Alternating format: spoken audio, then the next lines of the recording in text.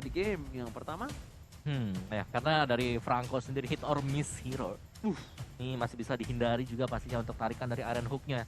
Dan kalau memang kena ini pasti akan membawa angin segar untuk Big Fam sendiri. Karena untuk di awal-awal, di early mereka butuh 1 atau 2 kali Iron Hook. Mereka bisa dapetin lubang dari sana untuk menciptakan yang namanya snowball.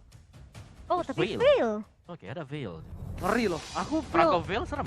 Ya, karena Veil selalu ngagetin kan. Ini ya kayak combo klasik nggak sih kok, kayak sisinya benar-benar dimaksimalin dari failnya, atau kalau dia mau ngambil damage juga oke. Sama satu, Veil kalau ngambil damage bakal ngabisin semua anak dari klub. yes. Langsung Splitnya langsung habis. tar. Itu kena wind blow, windstorm, hilang Sama semua. Windblade-nya langsung Windblade. bocil-bocilnya langsung hilang. Hilang begitu Oh, saja. Alright. Sekarang kita udah melihat draft yang dipick dari kedua belah tim. Opung Wawa, sebelum kita masuk ke arah main game, kamu lebih suka ke draft yang kayak mana? Kalau aku sih pengen lihat Franco menang ya, tapi overall aku suka yang ada glue-nya. Oke. Momo-chan? Yep. Kamu suka ke arah mana? Aku lebih suka untuk Arkeol sih, karena aku merasa mereka untuk team fight-nya lebih sustain. Plus ada Estes juga. Oke, nampaknya kalau begitu kita bakal menyaksikan apakah kali ini dari Kickfam dengan Frankie akan membuat tim Arkeosi kesulitan dan bahkan harus melepaskan game kedua ini di tangan Kickfam, atau bahkan Arkeosi akan mendominasi jalan pertandingan. So, langsung ini dia. Arkeosi versus Kickfam di MPL ID season yang ke-9. Yep, kita melihat R7 udah cukup low di area bawahnya. 1v1 dengan Miles kali ini. Dan Envy dengan Iron Hook-nya yang tidak mengenai siapapun dari host, namun masih ada Sang Wind Cloud dari Clay. Hanya memberikan poke damage aja di menit pertama untuk kedua tim. Wow, dan bahkan bisa aku bilang di sini dari sisi offlanernya, MyFZ mencoba untuk membalaskan keadaan atas seorang R7, tapi dari Frankie mencoba untuk menarik. Apakah di sini buff-nya? Tolong, Pak Produser. Oh, tertarik, ini dia. Berhasil melakukan resetisasi terhadap Orange buff yang dimiliki dari Albert. Memiliki sedikit keuntungan atas jungler Kickfam yang mungkin akan mendapatkan Orange buff terlebih dahulu. Iya, ini membuat Albert tentunya harus lebih bersabar lagi. Dapetin buff terlebih dahulu, dan memang efektif ya. Ini Franco dari Renvi setidaknya buying time lagi untuk Albert. Melakukan farming yang terlebih dahulu, namun Iron Hook yang sudah terbaca oleh Finn bisa dihindari begitu saja. Bahkan Renvi kali ini mencoba untuk melakukan rotasi yang tidak berhenti ke area jungle yang dimiliki Arkehosi. Bahkan kalau kita ngeliat Geekfam bermain dengan cukup sebenarnya pasif juga sih. Mereka nunggu Iron Hook yang benar-benar connect dari Renvi-nya. Wow. Melihat seperti itu, nampaknya Skylar tidak akan di cover terlalu banyak, lebih direlakan begitu saja, dan Turtle-nya tentunya sudah menuju ke arah lane of down. Renvi is coming bersama dengan Skylar, tapi lihat di depan sana ternyata ada 3 player dan almost Renvi nggak berhasil mendapatkan satu tarikan maut. Skylar flickernya cukup tepat, tapi ternyata Julian bersama dengan kawan-kawan akan ditukar dengan satu buah Turtle dengan ganking yang tidak berhasil. Masih di tangan Arkeosi keuntungan kali ini, lihat Windblade, dan juga kali ini Renvi masih belum berhasil menarik. Dan kalau aku bilang, ganking di atas tadi yang terlalu lama membuat kerugian cukup banyak. Ya banyak sih, karena mereka ke delay ya. Mereka gak dapetin objektifnya tadi. Karena waktu si Swan lagi nendang dengan corrosive strike-nya, wow, oke. Harus ke pick off sedemikian rupa. Maksudnya adalah waktu dia nyerang, dia gak dapetin level 4. Dia belum punya Tone of Path Memory. Beda cerita kalau tadi udah ready untuk Tone of Path Memory-nya. Oh, tertarik Clay di depan sana, tapi ternyata masih ada Purify. Masih bisa diselamatkan dari ganking yang dilakukan oleh para pemain dari tim Geekfam. Karena damage juga masih belum terlalu maksimal. Sedangkan Julian mencoba untuk farming, mengejar ketertinggalan atas seorang Albert yang memiliki satu level di atas dari seorang Julian. Sementara kali ini Renvi bakal coba berfokus terlebih dahulu, mungkin bakal nge-baby Swan kali di area atas. Dan R7 berhasil mengusir pergerakan dari Miles kali ini di area bawahnya. Arkehosi, mereka belum terlalu ada permainan yang cukup agresif. Farm juga masih menunggu inisiasi yang baik tentunya dari Iron Hook Renvi kali ini. So, ini bakal menjadi early yang cukup pasif dari kedua tim. Apalagi kita tahu dari Albert sendiri, ini kemungkinan besar dari jungle-nya bisa aja diganggu sama Renvi. Di reset lagi seperti menit-menit awal tadi. Oke, saking respect-nya 3 pemain dari tim Arkeosi, mereka sebelum ke arah top lane aja, dia muternya jauh banget. Dia muternya dari tengah, karena di bus yang belokan ini, itu bisa ada Renvi atau Vince, dan langsung coba ternyata di commit, berhasil mendapatkan PGN lewat ke arah yang salah. Baru dibilangin, ngelewat di sana, langsung hilang ditelan bumi tak tersisa. Sedangkan Skylar mencoba untuk memberikan sedikit damage.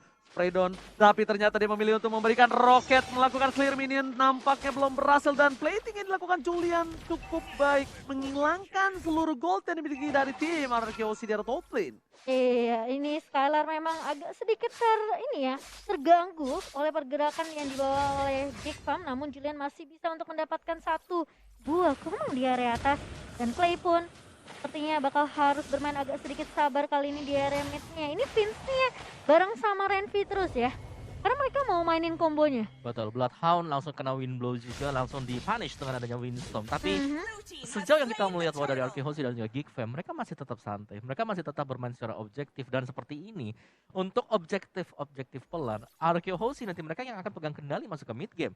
Intip dikit dari item build-nya juga, Clay sudah punya Clock of Listening. Sedangkan untuk dari sisi Geek Fam, mereka butuh sesuatu sih. Mereka butuh mid lane-nya agar lebih cepat kaya juga. Dan akhirnya sudah mulai nyusul buat Vince-nya. Oke, Vince-nya udah mulai mencoba untuk menyusul kali ini. Berbeda dengan di game yang sebelumnya, Lilianya yang tidak dikasih permainan. Tapi lihat ternyata shutdown akankah diamankan dengan shotgun yang luar biasa. Pipin, tapi lihat Purify Gaming respect terhadap para pemain dari tim Geek Fam yang memiliki crowd control yang cukup besar. Membuat Pipin berhasil hidup. Di depan sana Skylar mencoba untuk melakukan satu buah spray down-nya. Bisa kita bilang adalah sebuah keuntungan mendapatkan turret. Bukan platingannya lagi, tapi ternyata Vince di depan sana tertampar.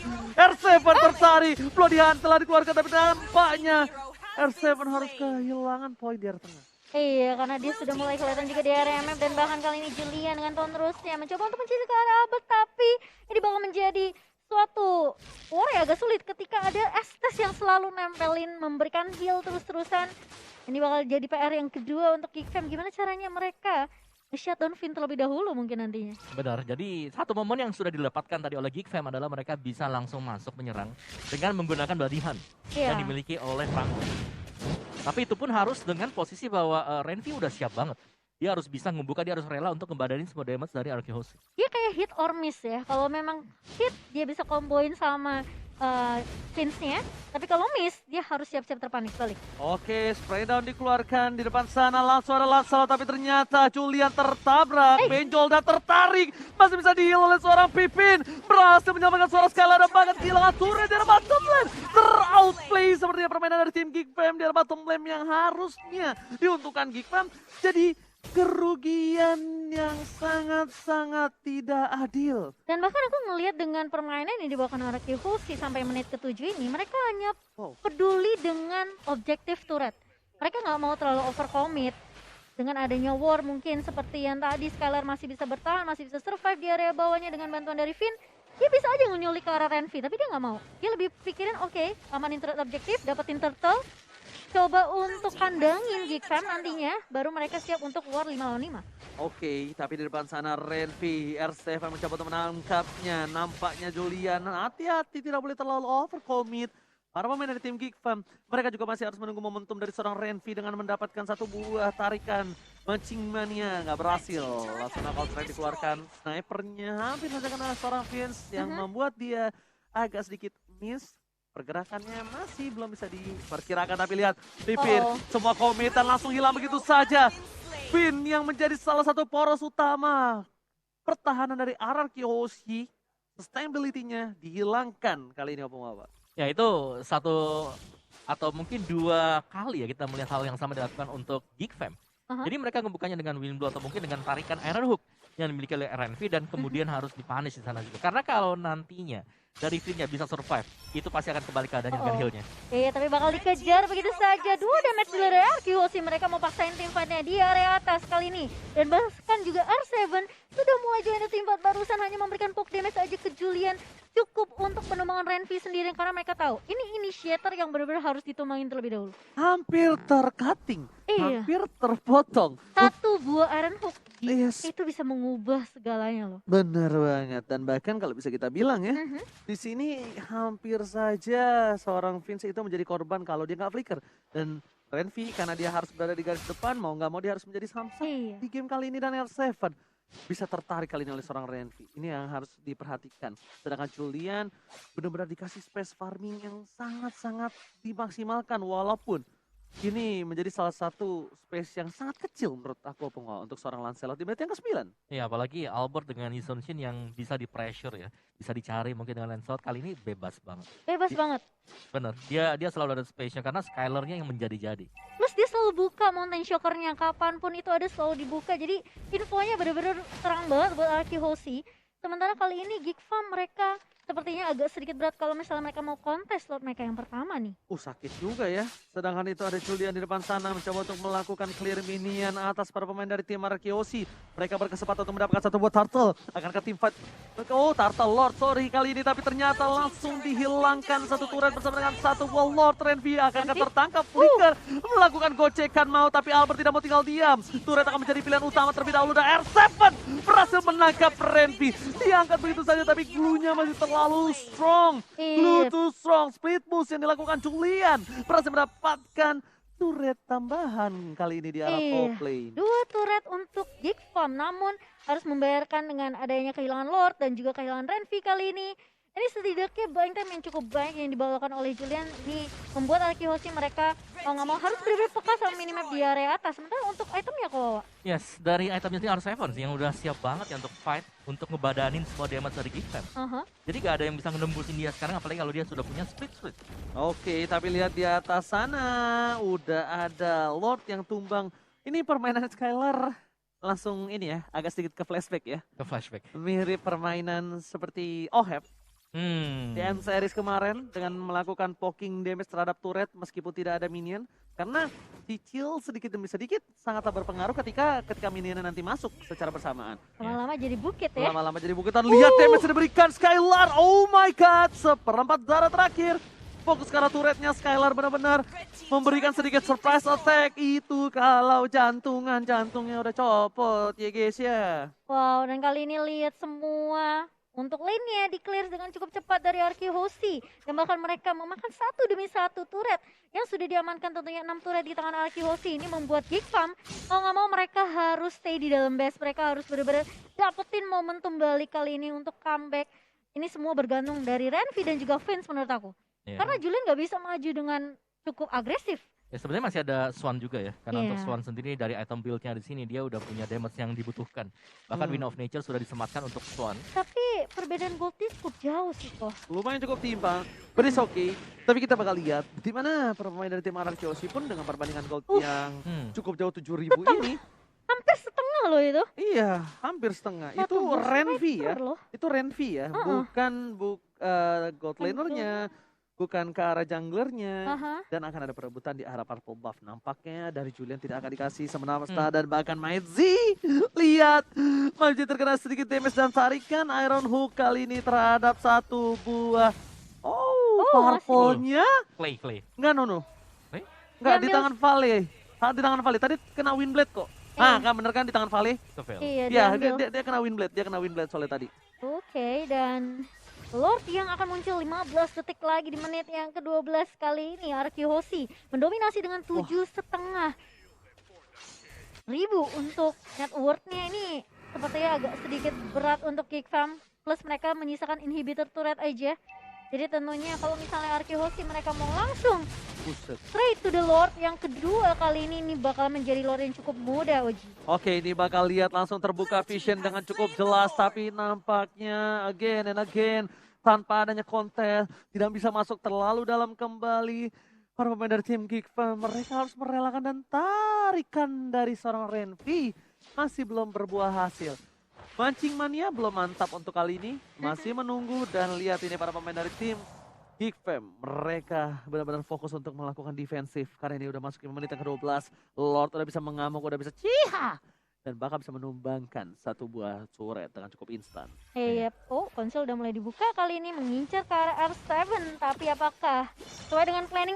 Renvi tarik ke arah satu buah minion kali ini dan masih bisa di defense dengan cukup baik dari R7, juga mencoba untuk memberikan speed langsung tancap ke arah seorang Renvi kali ini dan bahkan lihat damage yang dibuka oleh Albert.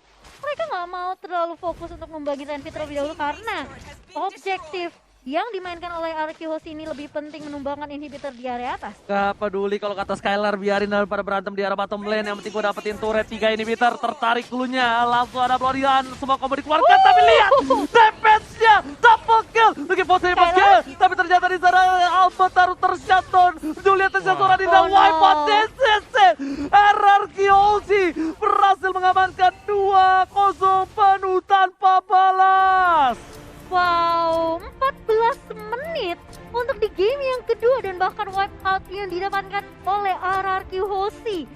Melihat permainan yang lebih mendominasi aku bilang di game kedua, karena aku merasa meskipun dari RNV-nya ya udah coba untuk ngegangguin jungle, Bener. tapi aku nggak ngeliat permainan yang cukup agresif dari Julian. Jadi kayak anggapannya kayak RNV-nya agak bermain sendiri bersama dengan Vince Ya. di early. Ya seperti itu sih, bisa dibilang seperti yang Momo juga sudah katakan. Gimana Bung Mama? Tapi kalau aku ngelihatnya bahwa dari game kedua tadi, Hmm. ini permainan taktis banget dari RRQ Hoshi. Hmm. Jadi mereka memang mereka bisa kalau mereka mau fight terus-terusan, tapi mereka nge-hold juga. Oke. Mereka masih menahan, mereka buat itemnya si Beatrix-nya jadi.